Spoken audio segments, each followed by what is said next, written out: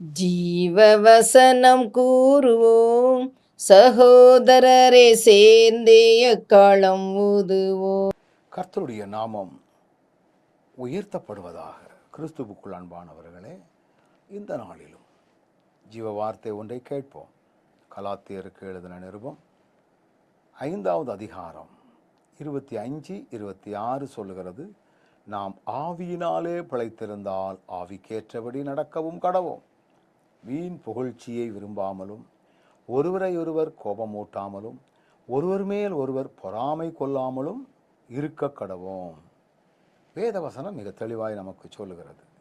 வீண் புகழ்ச்சியை விரும்பாமல், ஒருவரை ஒருவர் கோபமூட்டாமல், ஒருவர் மேல் ஒருவர் பொறாமை கொள்ளாமல். நாம் ஆவியினாலே பிழைத்திருந்தால் இப்படிப்பட்ட காரியங்களிலிருந்து நம்மை விலக்கி காத்து கொள்வோம்.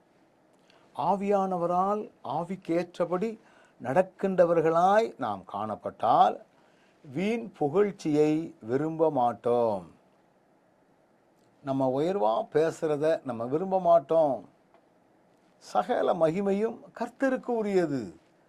ஆண்டவரை மகிமைப்படுத்துவதற்காக மட்டுமே நம்முடைய வாழ்க்கையை முன்னிலைப்படுத்துவோம்.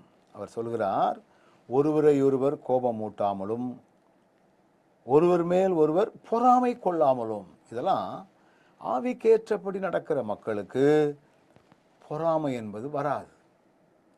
அப்போ ஆண்டவரே, நாங்கள் ஆவியினால் பிழைத்திருக்கிறவர்களாய் எங்களை நீர் மாற்றும்.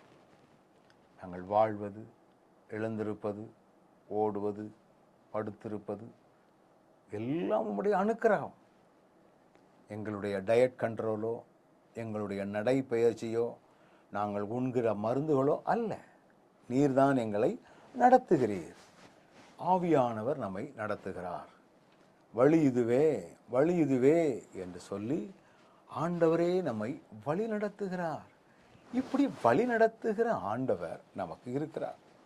அதனால் ரொம்ப கவனத்தோடு நம்ம செயல்படுகின்றவர்களாக நம்மை உருவாக்கட்டும்.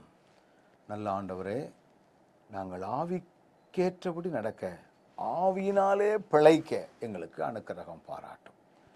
அப்படி செய்வதன் மூலமாய் நிறைய காரியங்களில் எங்களை காத்து கொள்ள முடியுமே. அதை செய்யக்கூடிய பலன் தந்து எங்களை வழி நடத்தும். இயேசுவின் நாமத்தில் பிதாவே, ஆமென்.